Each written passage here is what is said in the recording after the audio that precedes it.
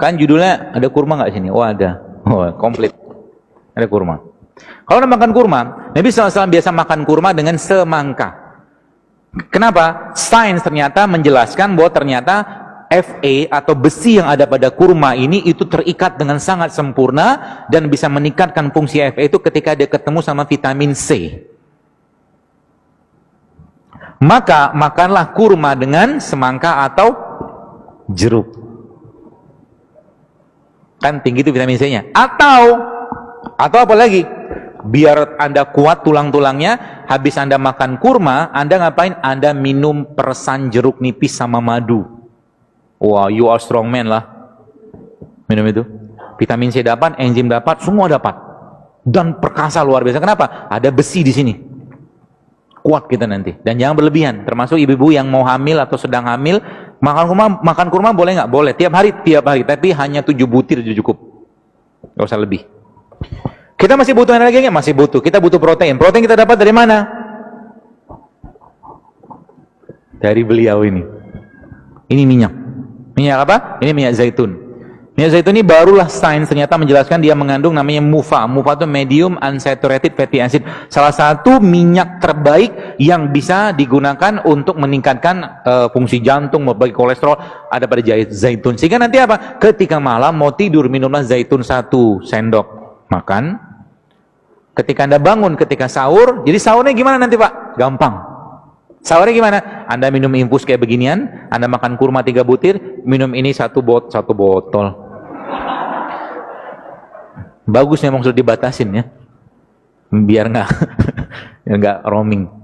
Minum ini 1 sendok makan, udah cukup buat energisnya. Habis itu ngapain? Doa banyak-banyak. Kan sahur harusnya banyak doa. Ya Allah, kuatkan aku hari untuk beribadah, kuatkan baca Quran ya. Teman-teman kemarin ada lihat postingan saya tentang Ramadan nih. Kalau bisa jadikan Ramadan terbaik, paksain diri Anda. Kalau bisa 1 hari tembus 10 juz. Bisa nggak? Bisa, cuma butuh 5 jam kok. 1 juz itu kira lebih setengah jam lah kalau Anda baca lancar. Katakanlah agak sedikit belepotan, 40 menit lah. 40 menit katakanlah kali 10 ya kurang lebih nggak ada 6 jam, 5-6 jam something lah cuman. Push yourself, sebab apa? Ibadah itu kalau nggak dipaksain sampai bila-bila masa, kata orang Malaysia bilang, nggak bakal bisa. Sampai mati pun kalau kita nggak maksain tahajud, nggak bakal bisa. Serius. Sampai kapanpun kalau kita nggak maksain sholat duha, 12 rakaat, nggak bakal bisa. Serius. Ibadah itu kudu dipaksain. Apalagi Ramadan, pahalanya luar biasa besar. Yang biasa sedekah sekarang 10.000, goceng gitu kan. Ramadan, paksain sedekah yang besar gitu kan. Apalagi kalau kita bicara Quran, minta sama Allah. Jadi ketika Anda baca Quran nanti, minta sama Allah, ya Allah, jika ada penyakit dalam badanku, dalam kolbuku, maka jadikan Al-Quran ini sebagai penyembuhnya. Itu janji Allah begitu. Maka apa yang terjadi? Subhanallah, Al-Quran akan merontokkan radikal bebas kalau bahasa saya. Radikal bebas di mana? Radikal bebas di dalam kolbu kita. Radikal bebas yang ada dalam aliran darah kita. Radikal bebas yang ada pada organ-organ kita. Subhanallah kan?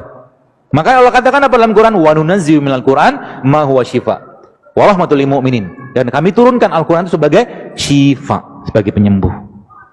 Maka kita harus amat sangat yakin bahwa Al-Quran itu memang penyembuh. Syaratnya gimana? Sama ketika Anda atau seseorang sakit. 2 menit lagi ya? Habis. 1 menit deh. Ketika Anda sakit, berobat ke dokter atau mungkin berobat ke herbalis, lalu Anda dikasih obat, katakanlah, minumlah Pak ya 3 kali 5 kapsul atau 3 kali 500 miligram, nggak sembuh, naikin dosis sama dia, kan gitu. Maka sama juga dengan Al-Quran. Al-Quran ketika belum memberikan efek, naikkan dosisnya. Dahsyat kan? Naikkan dosis baca Al-Quran sampai apa? Sampai kharu sujada wa bukiya.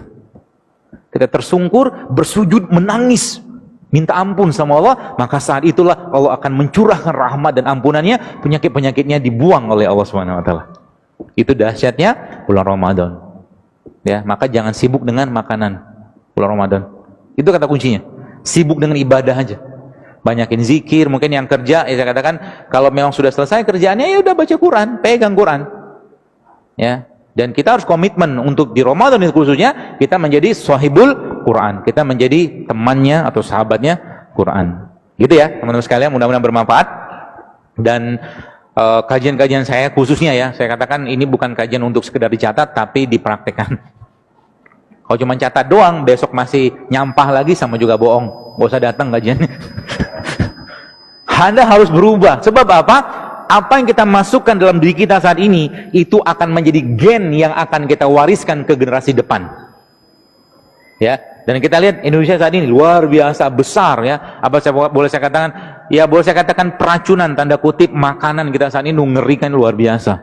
Sehingga apa? Tandanya apa? Autoimun zaman dulu nggak banyak, sekarang berjibun, berlimpah autoimun. Penyakit-penyakit yang nggak ada 50 tahun itu sekarang